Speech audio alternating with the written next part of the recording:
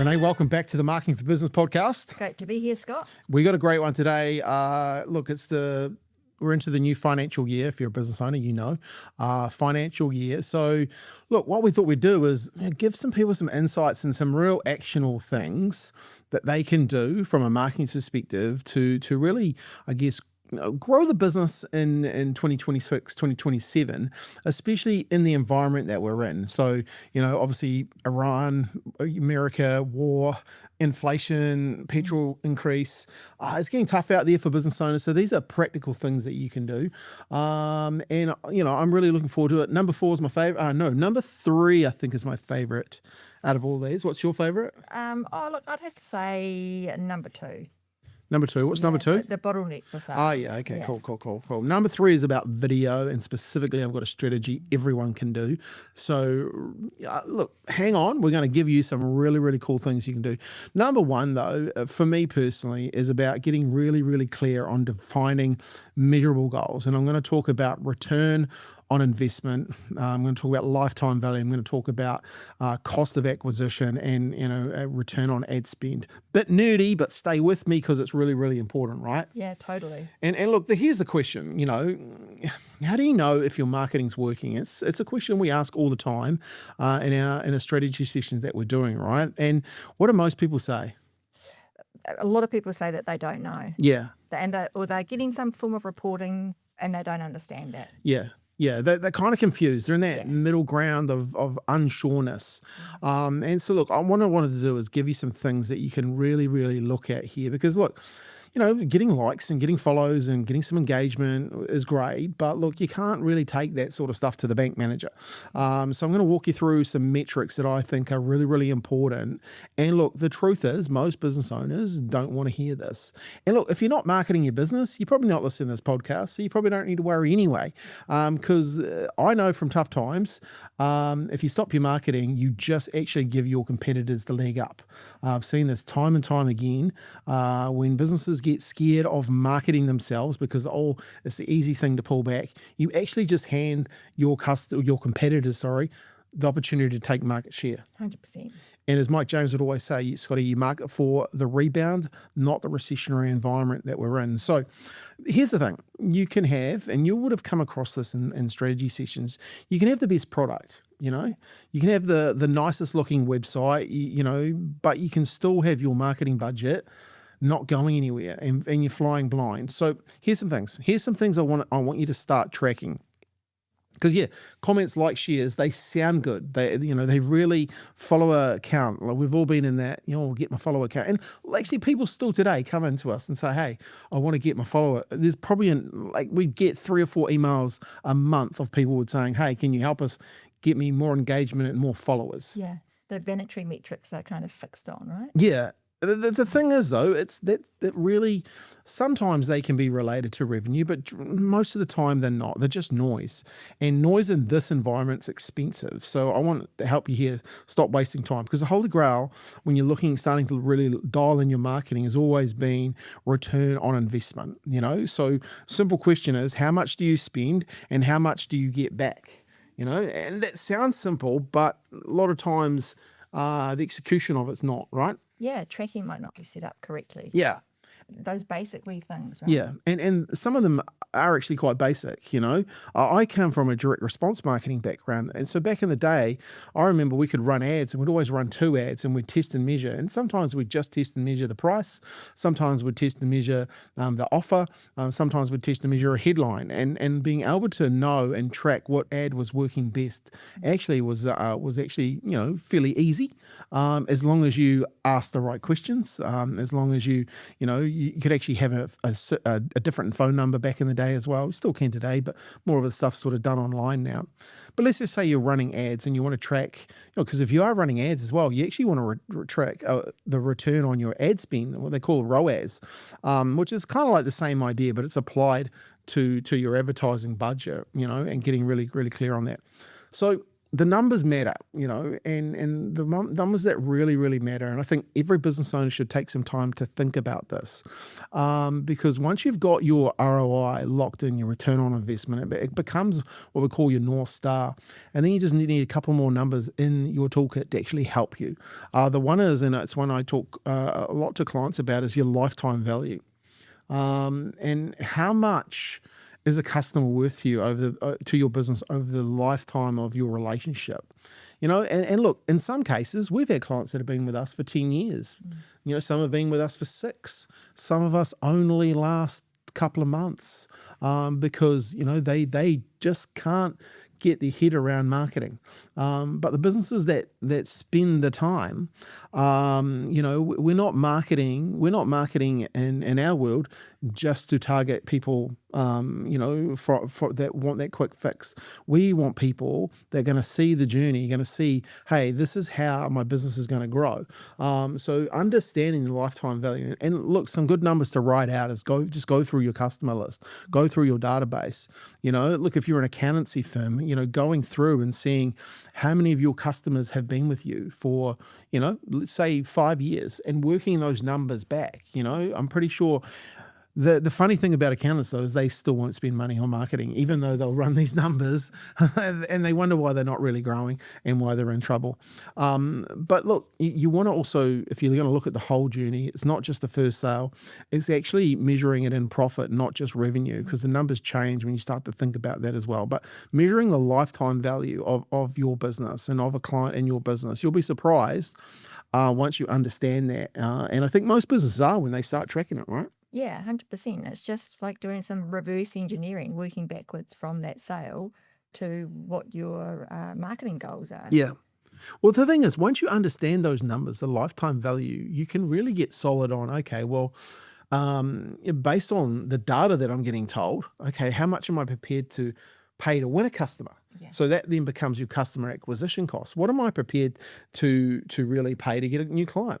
Could be simple maths. You spend $100 on Facebook ads and you get 2 new customers. So your CAC is $50. You spend $100 on Instagram and you get 1. So your customer acquisition is $100. But if your lifetime value is $5,000, over a period of say 3 years, how much would you be prepared to get that as a client?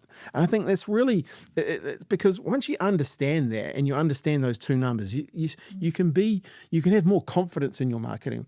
And if you can then also go, well, actually, those numbers aren't working, then you can go back and tweak, right? Yeah. You can actually test and measure to get those numbers up. Because every dollar you put in comes back. I love seeing return on ad spend. Working on an account at the moment, it's brand new, but we've gone in there and I can already see the numbers turning around. When you start looking at the data, what their CAC was, what their cost of acquisition cost was, is coming back down. New clients coming into the business is going up. So all of a sudden that tells me, if we can get the cost of acquisition down and get new businesses coming up, we already know from history, because they've had other people working on this account, what the likelihood of that lifetime value is going to be. So you start to look at those numbers and you start to get, you stop guessing and you start going, actually, I can start scaling with confidence. I'd love that for most businesses. I actually understand that marketing is a confidence game. And the more confident you can be in your marketing, the more you'll spend in your marketing, because you start to see it working, which is kind of it is a mindset thing, right? Yeah, 100%. And just having those basic numbers so that you've got clarity. Yeah. You've got a roadmap. You know where you're going. Yeah. Yeah. Yeah. And I guess that's the beautiful thing that we do in our strategy sessions, high performance reviews, because a lot of times those numbers can feel out of reach for people. And sometimes you just need someone else to ask the questions and go find the data for you. The data will be there. You just need someone else to go and do it. You're not tracking leads per month. Not maybe with technology today, you can actually start doing it. You can start tracking the conversion rate. You can start tracking website visitors. You can start to get closer and closer and closer to the metrics that lead to the money. And sometimes it's because you're busy doing the whacking and cracking of your daily business. You're not close enough to those numbers. But getting actually people helping you, you can get closer to those numbers, and you can reverse engineer this type of stuff as well, which is awesome. So I guess the bottom line here, if you don't know where you're going, any road will take you there, and that's dangerous in this environment. You want to set the right goals. You want to start measuring the right things, and make every marketing decision you can make be traced back to one question: and is that making us money? Is it making us money? And that's not complicated. It just takes discipline, discipline to, well, one, maybe get some help with it, or discipline to actually go in there and start looking at these numbers, because we understand all business owners are busy, right? But if you can just start to look at some of these numbers and really understand them, in 2026, 2027, you'll actually have a better year, because you understand your marketing. Marketing is an investment. Marketing is not an expense, and it's an investment. Well, it's actually an expense if you don't know these numbers, okay? But once you know them, you can dial them in. So that's number one. What's number two? Number two, my favourite one, is all and around fixing some bottlenecks within your sales process. And like recently, we went through an exercise where we pulled apart our entire processes from the minute a lead comes into the business to that after sale focus as well. So going through each and every stage, and it looked like an interesting map that we drew up. Bronte was pretty busy with that one. But it's tweaking each individual stage and looking at, okay, where can some time be saved? And 100%, we're a human first agency, and I'm relationships driven. So I like to have good relationships with my clients, but I'm a salesperson and I don't like doing admin. And I think if you ask any salesperson that question, they'll say the same thing. They want to be out talking to people, right? I want to be out talking to business owners, helping them grow their business with some marketing, not sitting at my desk when I don't need to be. And the biggest bane, I think, especially within a salesperson, is a CRM. I don't think you'll get any salesperson that likes to work in a CRM, but it's essential. So as part of those efficiencies that we've identified is now when a lead comes into the business, it automatically sets up a deal in the CRM. So that's a time-saving thing, right? So it fills that loophole. And looking at some other, I guess, some bottlenecks. And I think, in 2026, if you aren't using some sort of AI note taker for your meetings, then you're already really behind in the game. Totally. What's some good note takers that people could be using? Yeah. So look, we use a locally made one here in awesome. Christchurch. Yeah. Contended, that's the name of it. Slipped my mind there for a minute. But it's such a game changer. It means that in every meeting, I can be more present. I'm not having to sit there scribing notes. I don't miss anything. And it means that the communication to the team is better as a result of that as well. And I think just being more present in meetings is absolutely key. Well, it is for me as well.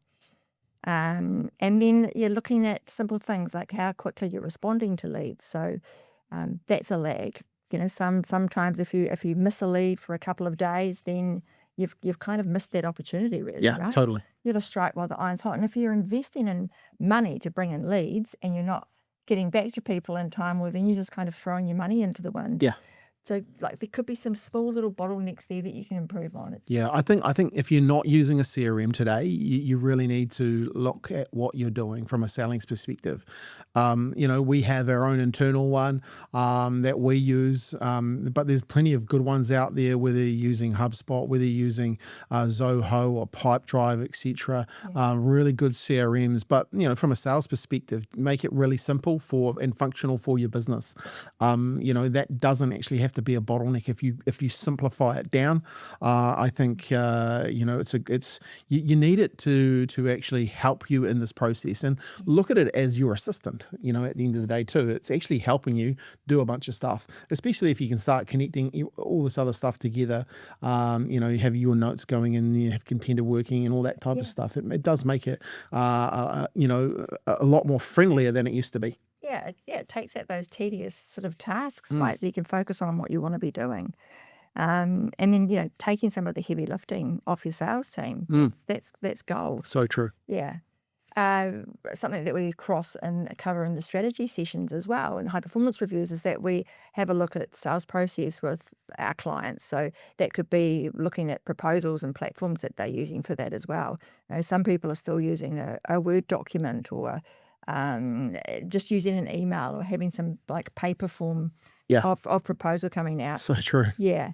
And so then it's like looking at what that conversion rate is like as well for the salesperson, from when a proposal goes out to if they bring on a new client, or whatever that looks like in your business. And maybe that's some performances with the sales team. Yeah. Maybe they could be asking some better questions, right? Yeah. Or focusing on the solution sort of selling, rather than just going in with heavy tactics all the time. So a good thing here to do, and this is as part of our what we call an innovation project that we do at Digital Influence. So every pod has innovation projects that they're working on, and what we did here is we mapped out everything. We did it on a whiteboard. You don't actually need it on a whiteboard. You just need a start and an end. You could use Post-it notes to map out the current scenario of what you were doing. So we were looking at, okay, what's our current sales and marketing process, from someone seeing an ad to someone becoming a client, and like everything in between. And we just brain dumped everything, and then we look at the bottlenecks and we look at things that can be improved. And that's the second part of the innovation project. But it's a very, very good way to see what's working well. Because a lot of times things are working well and we just don't give it any attention or any praise, and then looking at, okay, what can be improved, which is a cool thing.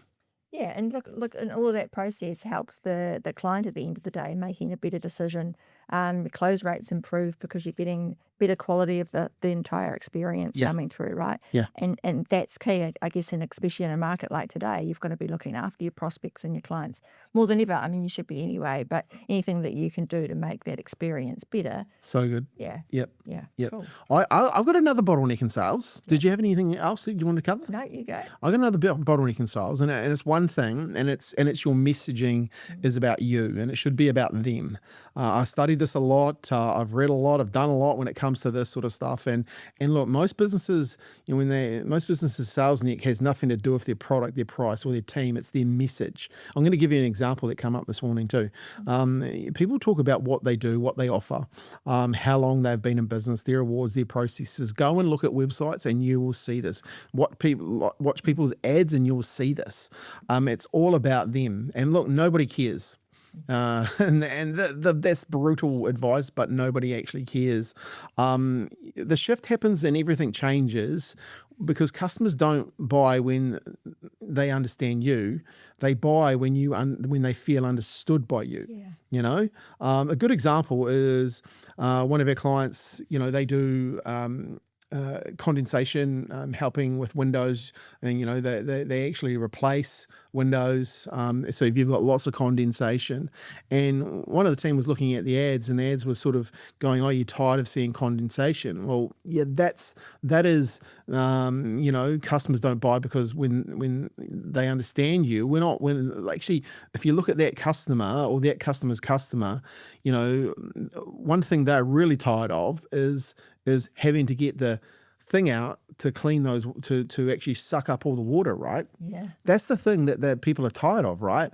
So when you market, and we're changing the message there from the way they've done it in the past, is they buy when they feel that you understand them, you understood, and like by creating and understanding that, really understanding that the reason people would change and put in, aluminium windows and get rid of the condensation is they're sick and tired of getting that machine out to bloody do the windows every morning, right? It's a nightmare, and it's bad for your health.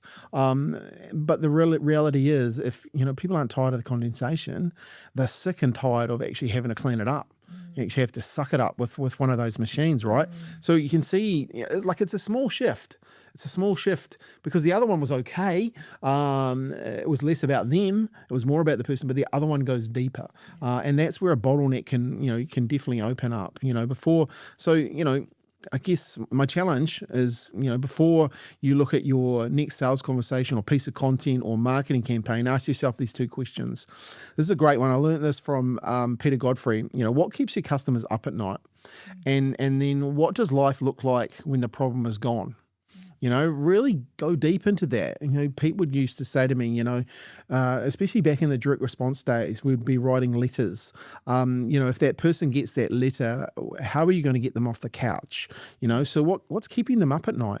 Keep them, and you've actually got to aggravate them a little bit. You've got to give them the problem. You've got to aggravate it. You've got to provide a solution, testimonial proof, and then action, and really go a wee bit deeper. Because I know if you can speak to those two things, your sales bottleneck and from a messaging perspective will loosen up immediately, and you'll stop sounding like every other business in town trying to sell something. You actually start sounding like a person who actually gets the other person and actually can help. And it's not a tactic, it's the foundation of where every sale is made, right? It's actually a fundamental of actually understanding people. So that's my little add to the sales bottleneck. Nice, I like it. So it's better than surface marketing, right? Yeah.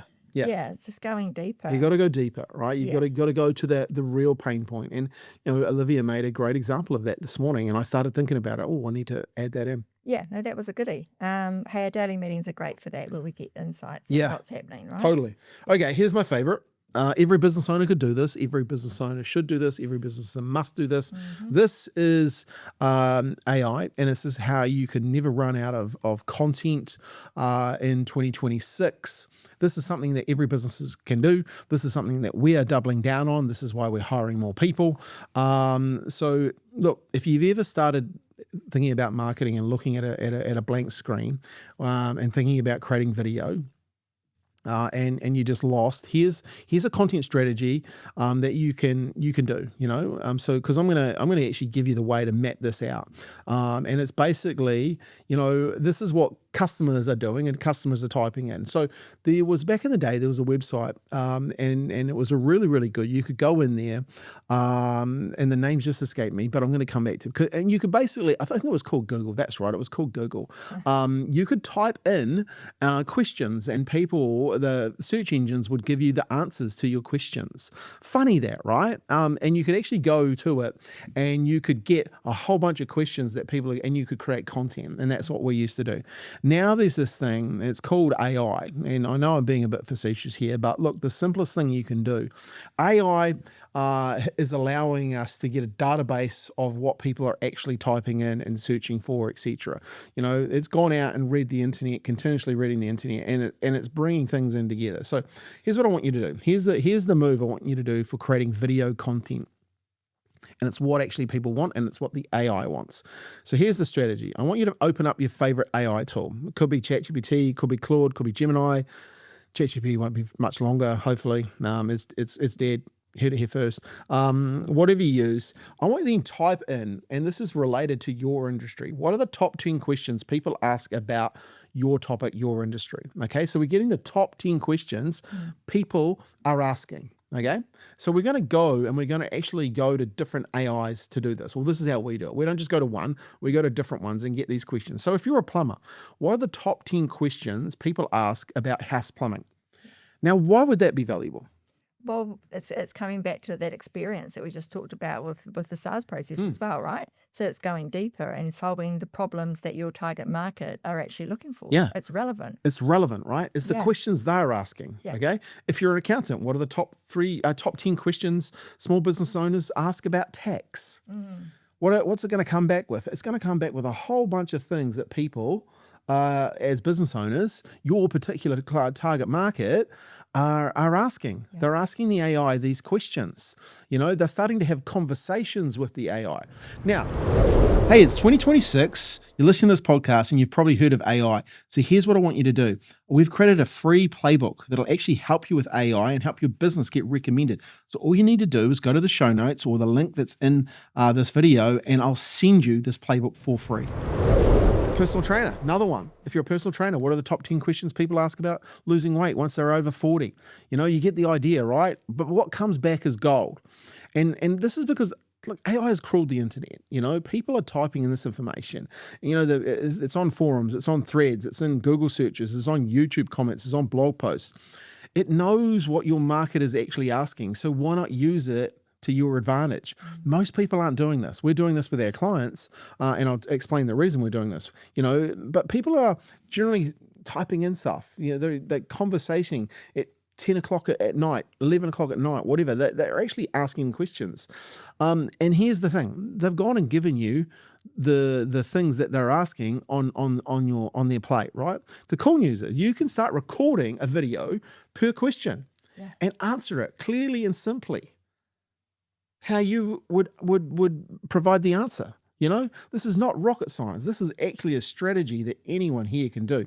10 videos, 10 pieces of content that your audience actually wants, built in around real problems, real questions, real pain points.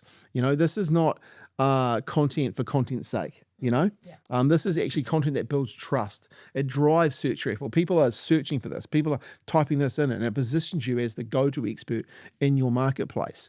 The cool thing about it is there's so much content you can create from this, right? But here's where it gets even better in the distribution strategy, because I thought, can't just share that part of the strategy. What about the distribution side of it? This is where most people don't go any further, right? So you make the video and you hope someone find it. Well, that's not what you need to do.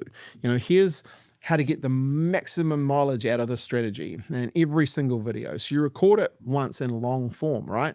So you sit down and you answer the questions properly. You give them at the time it deserves, 5 minutes, 10 minutes, whatever the topic, then post it. You create a YouTube channel and you post it. Why YouTube? Why do you think I would say YouTube? Well, YouTube's come up in the rankings, right? It's more popular than TikTok and other search engines or answer engines. Yeah. So what's happening is YouTube with Google has distribution through 800 plus million email accounts, 750 million subscribers to certain products that they have that people pay for. They have distribution via maps, distribution via search, distribution, right? So here's the cool thing.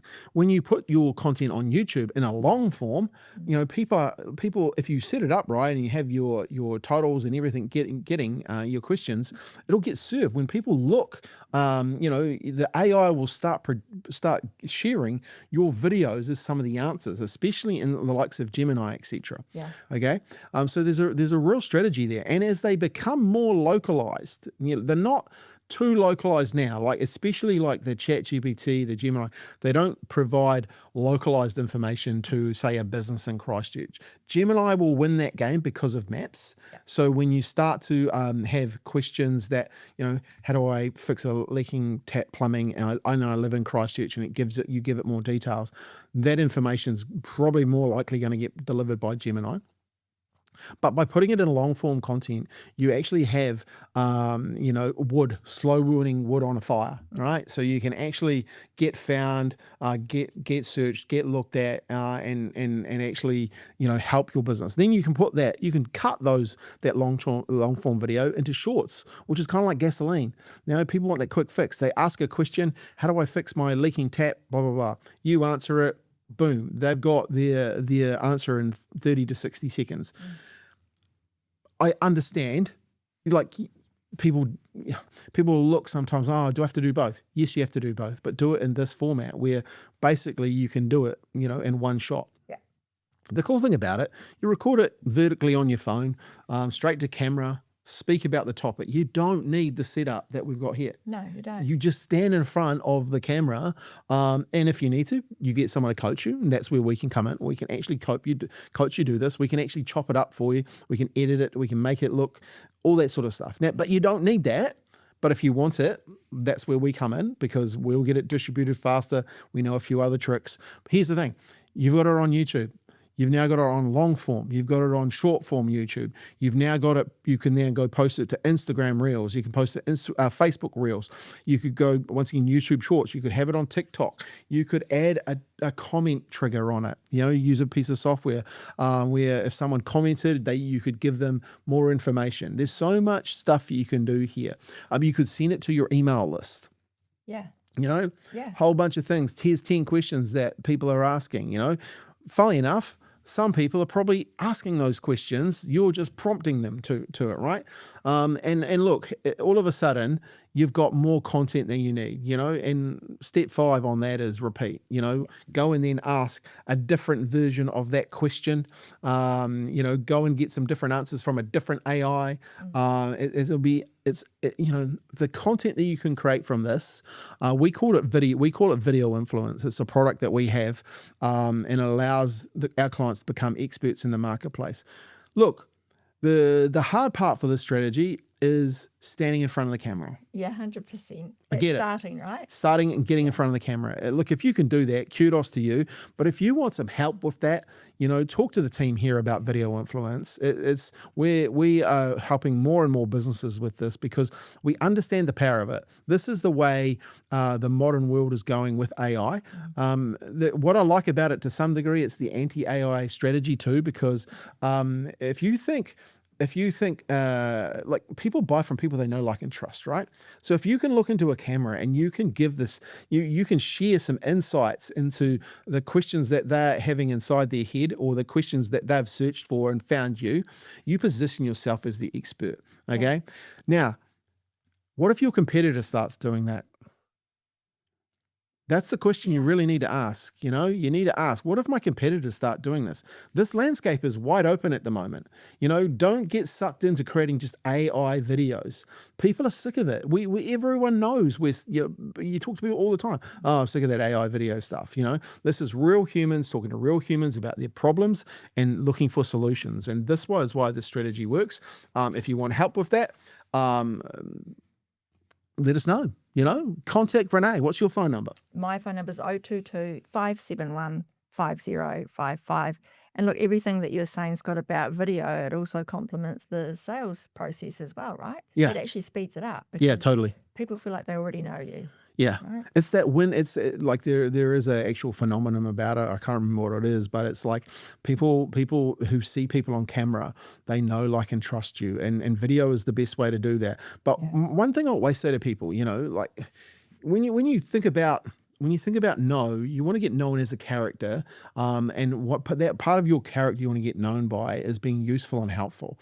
And that by answering these 10 questions, 20 questions, 30 questions, you become useful and helpful to people. People remember that. People position you, and they position you, and you go into a place in their mind where that person's useful and helpful. When I need help, I'm going to ask that person to help me. Yeah, and it's good fun to do as well, right? Yeah. It makes it all more meaningful. Yeah, well, we've got people out there today, your team are out there shooting videos with people doing this exact thing, so we are living proof that this sort of stuff works. 100%. Right, what's number 4? Number 4 is an easy one, really. So doubling down on existing clients. And it's definitely something that is ultimately important, is that communication level that you have with your clients, right? As obvious as that sounds.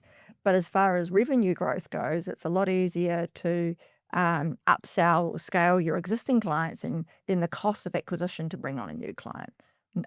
So it's about really focusing on upselling, repeat work from your clients, tapping back into a database, or referrals. So asking your clients that you've got good relationships with, everything's going great, if they know somebody that could help you grow your business, because referrals is a biggie. And then really looking at the communication level and asking your clients, taking that step back and saying, do they actually know what we offer? Or is that just a conversation that the salesperson had at the start of the relationship, and now you're just carrying on with what's being offered? But actually going back in and thinking about, do they know any new service or products that you're offering, or the full scope of things? And again, just really focusing on that referral thing as well. Your existing clients, they already trust you. There's already a relationship there. And when you're dealing with upselling an existing client, there's less friction, there's faster decision makings and higher trust, but ultimately you're also delivering a better experience for your client. And a big thing on that is also efficiencies within that client base. So by going back and asking them if they know what you're offering, but also selling a bit deeper as well, and looking, like, doing a review of everything. I know that recently, Scott, you were talking to the guys at Mag and Turbo, about I thought that you had around fuel efficiency for fuel cost at the moment, and by doing some videos skewed in around that. So it's about not just upselling to that client base, but to really keep those comms in place. So you're reviewing everything and not just going around and trying to get new business, Yeah. right? Yeah. Well, one thing about that is it's about caring, right? 100%. And like you have, everyone has the same amount of time in the day. Everyone has the same, like I always remember someone saying to me once, and I was in Australia, I was working on a project, and I remember Sean, he, busy guy, blah, blah, blah, and I was busy, and I said to him, oh yeah, but I'm really busy. And he looked me straight in the eye and he said, Scott, we're all busy, get on with it. And I thought, people don't want to hear that. Right? They don't hear that I'm busy. And, and it's always struck me. And like, so when you're talking to customers, how can you always be adding value to them? How can you always be giving more value? And how can you actually, I always say, you're either part of the problem or you're part of the solution. Yeah. Like if you're part of the solution, guess what? People want to be around you. If you're part of the problem, guess what? People don't want to be around you. So when you start looking at this from a lens of how you can, help your existing customers be part of a solution. Yeah, exactly. Show that you care. It makes the experience better as well. And like there's a hard truth about if you don't feel that you can go to your existing client base, if you don't like clients that you work with, then that's really on you. You're either targeting the wrong people or you're accepting the wrong sort of work. So, ultimately when you're working with the right clients, as obvious as that sounds, your marketing becomes easier, your sales becomes easier, and the delivery of the service or product that your offer is also a lot easier as well, right? And yeah, like keeping things steady and not just getting complacent with thinking, oh, well, these guys have been a client for 8 years. We don't need to be in comms as much or explain as much to them. They don't need the results because they trust us. But it's actually that complacency where you can lose clients, right? Yeah. So good. I got one more strategy for this, and this is left field, but it's a reason you should start a podcast. All right. So my thing for existing customers is turn your customers, turn your clients, and make them famous. Okay. So if you want to retain clients and have deeper relationships and attract new business, put your existing clients on your podcast. Renee, I want you to think of some clients and write them down. I'm not going to share them that I haven't had on the podcast. I've got a couple but here's why it works on every level. I've had existing customers on our podcast. There wouldn't be a month goes by when I'm not talking to them that, especially one of them, always mentions that people have listened to his podcast. And I know because I see that podcast was recorded around 3 years ago, and I can see that from the stats it's still getting listened to today. Yeah. All right. So when you invite your client onto your podcast, you're telling them, you're not invoicing them for something. You're not like, you're creating more of a relationship. You're actually wanting to share their story, and you were actually wanting to be part of broadcasting that, right? And I know from another one that I interviewed, we were running some ads in and around his location. People were coming into his retail store saying, "Man, I listened to your podcast." He felt really good about that. People loved hearing his story and what he was doing, and I think it's a simple thing, but it could be the reason you start a podcast. If you've got 50 clients, you could go and interview them. The client, and the cool thing about it, you do it the right way. The client then shares it to his network or her network, then, their audience on LinkedIn, and all of a sudden their email list, and all of a sudden your podcast is in front of a whole bunch of other people that you've never in front of before. But it really does build rapport. And one thing, when you sit across from a client and you talk to them, or even if you're doing this virtually, and asking them about their journey, their challenges, their wins, you learn more about them, and the actual value, is really starting to understand them at a deeper level. It sharpens your insights for helping them, right? You hear some stories that you could be using in the marketing. So I think, it's real. It's a real simple thing to do, but it's a simple thing not to do. But here's the thing: if you wanna make that happen, just start making it happen. Go grab your iPhone or some mics and start asking them questions. Interview them. You know, I think the thing is, what I found from podcasts is most people, and look, you have to hound them. And Paul, if you're listening to this, we are locking you in because I hit him up yesterday again because he's got a great story to tell. From Whitehead Plumbing and Whitehead Plumbing and Gas. Yeah. You're coming on the podcast. He did agree to it when he gets back from his trip. But, it's a conversation that you have. And then all of a sudden you have, 3 outcomes. You've got a client that's actually, one, been able to tell their story. You get it in front of a new audience and you have better intelligence about your own business, So it's not just a good content strategy. It's actually smart business to do it. And I'm proud that we've done it with a number of clients.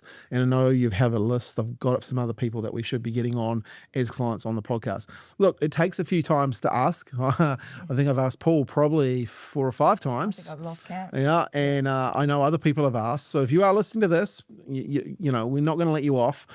We understand the value of you coming on the podcast. And it's actually not about us. It's about them. I think it's a gift that, to be able to share your story of what you've done and how you've done it. And I think it's something you should be proud of. So that is mine from a how to help existing clients perspective. Yeah, cool. And podcasts are fun as well. You can have some fun with it, right? So yeah, 100%. And if we look at the next, so we're up to number 4. No, number 5, little known ways to follow up as I've got. 5. So it's the follow up. Yeah. Lost count. Most people don't do this, right? So look, I've got 5 things that people can do to follow up. What have you got?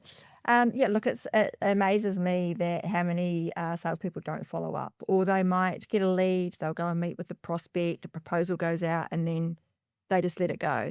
But people are too busy in today's day and age. You've got to get back in front of them to remind them, right? Because you're asking them to invest money most of the time. Yeah. So it's about getting back in front of them, and not just getting back in front of them with those classic, which just make me cringe. I'm just circling back, or I'm just following up. Yeah. You're not going to stand out doing that, and people just zone out to that. So what good follow-up actually looks like is coming back to what you were saying about the topics of videos, the same sort of thing, is being useful and helpful. So going back with some information that's actually going to help the prospect.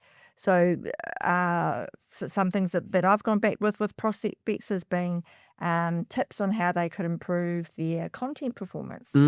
Doing a quick audit of their meta ads, or, so if you can think of anything in your industry that's specific to that, then you're going back with something that's actually adding value to that process. Giving value in advance, right? Yeah. Like, it costs you nothing to give value. It costs you nothing to maybe share an article or a stat or come up with something. You've listened to the conversation, you know what one of their problems were, so why not solve that problem? No agenda, no pitch, just here's some value. And look, it keeps you top of mind. Yeah. And it's all of a sudden they haven't given you any money yet, and you're giving them value. It's called reciprocity, emotional bank account. Stephen Covey, 7 Habits of Highly Effective People, kind of went through it in his book, how the mind works. All of a sudden you're adding, and not asking for anything in return. And all of a sudden people are like, well, this person wants to help me. They haven't charged me yet.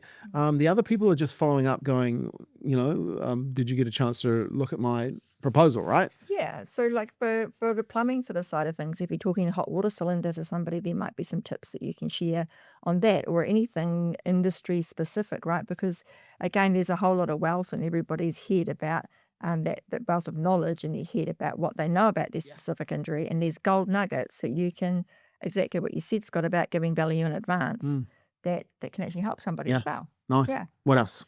So another way to stand out is to not hide behind emails. Like, some people don't check their emails, or they can get lost day to day. Like, if you can pick up the phone and talk to somebody, fantastic. But another way to cut through that as well is to send a video. So attach some software like a Loom and actually talk through about what you're wanting to discuss with the prospect. This could be used if you are going back by adding value in advance as well, with some tips. But again, that can speed up the sales process, so you can eliminate a meeting by sending a Loom explaining everything, right? Yeah. It saves time. Once again, like understanding where they're at and giving them value of how you could actually help them here. They can see it. Good thing about a Loom is you can see when it's opened. You can see if they've watched it. You can see if they've put a comment on it.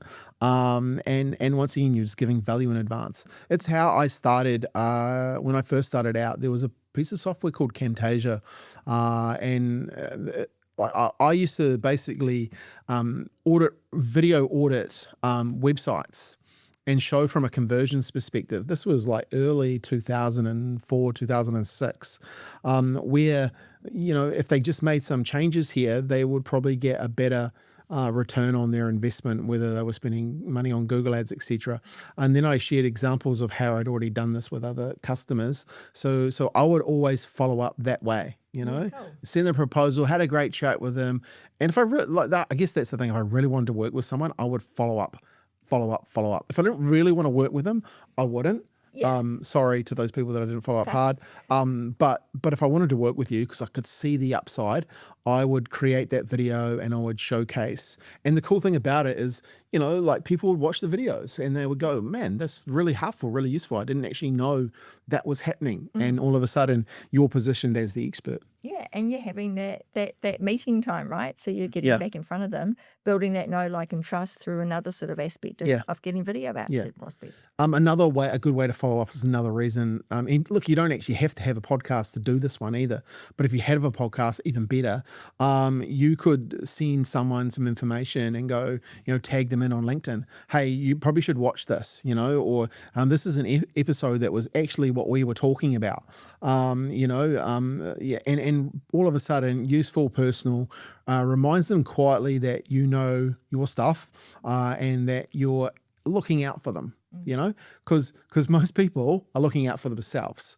If you're out there looking out for someone else, you will definitely go to the top of the list. Look, you're on the list because you've given a proposal. You want to get to the top of that list, right? So these are the ways to do it. Another one would be you could set up Google alerts with a prospect's business name, and any moment that gets mentioned, maybe they win an award or they choose a new location or they make the news, you could be the first person to reach out and congratulate them. Most people will never do this. Most people will never get remembered. You need to get remembered if you want to get to the front of that queue. And it's about staying in the queue then as well, right? Yeah.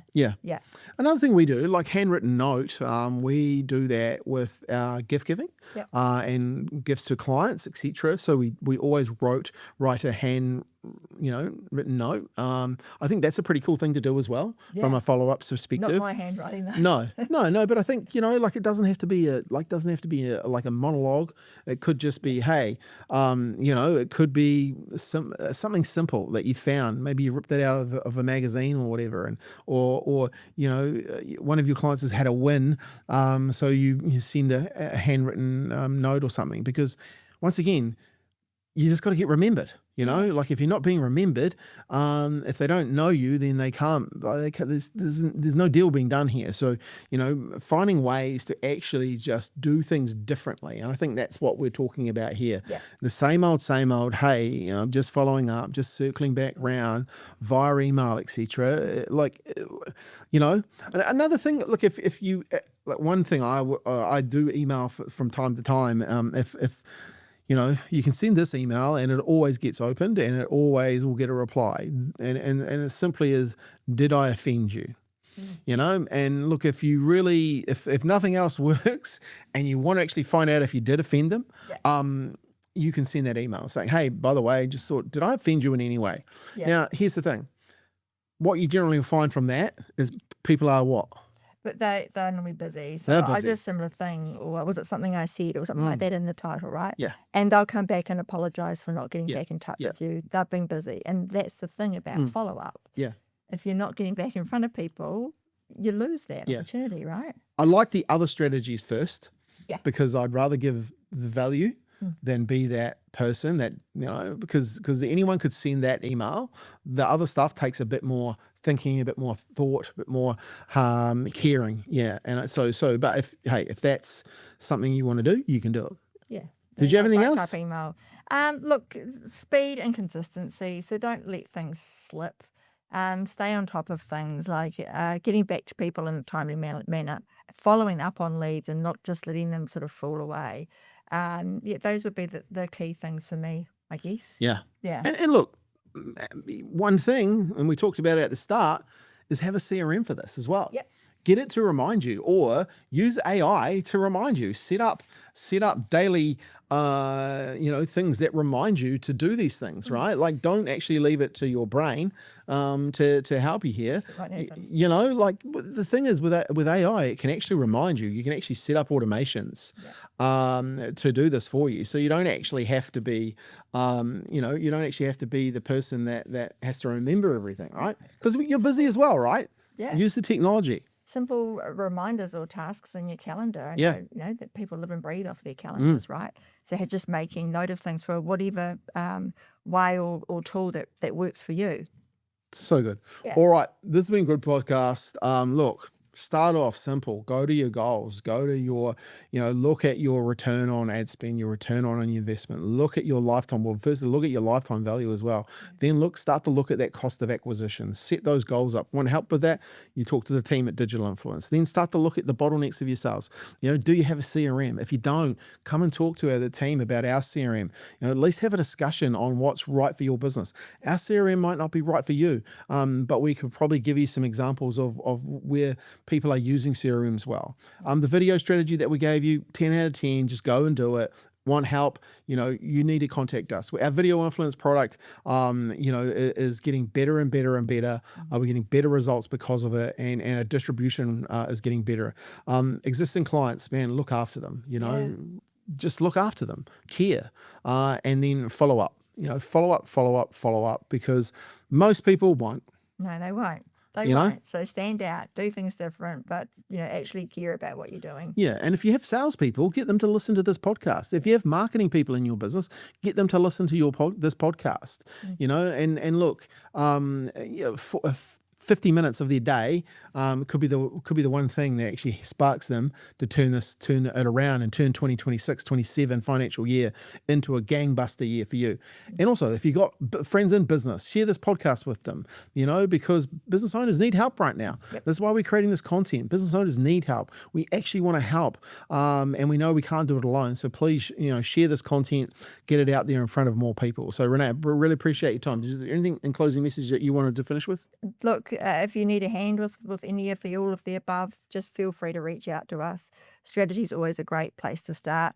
You can reach us online, or my phone number is 022 571 5055. Yeah, and you do like a 15-minute chat with business owners. You're talking all the time. Yeah. Free, like just brainstorm, hear what's happening, here's what we could do, and if it's right for you, we move forward. If it's not, hey, we're not here, we're not trying to do hard sales or anything like that. We know who we help, and we know how we can help them well. So look, if you want to grow your business 2026, 2027, then you need to make a commitment. It's not going to happen without marketing. I'll tell you that right now. It's not going to actually happen without those 5 things that we just talked about. Like you actually need to implement, and most business owners are good at what they do. They're very good at the whacking and the cracking of what they do.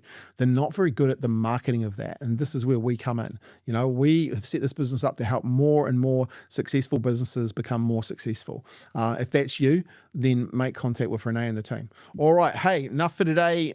Go out there, have some fun, take action, and as always, celebrate your victories.